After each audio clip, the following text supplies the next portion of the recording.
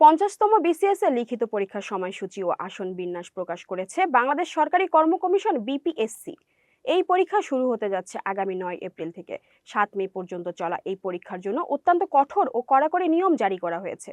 সোমবার 6 এপ্রিল কমিশনের ওয়েবসাইটে প্রকাশিত এক বিজ্ঞপ্তি অনুযায়ী 9 এপ্রিল বাংলা প্রথম পত্র, 12 এপ্রিল বাংলা দ্বিতীয় পত্র, 16 এপ্রিল ইংরেজি, 19 এপ্রিল বাংলাদেশ বিষয়াবলী, 20 এপ্রিল আন্তর্জাতিক বিষয়াবলী এবং 22 এপ্রিল গাণিতিক যুক্তি ও মানসিক দক্ষতা পরীক্ষা অনুষ্ঠিত হবে।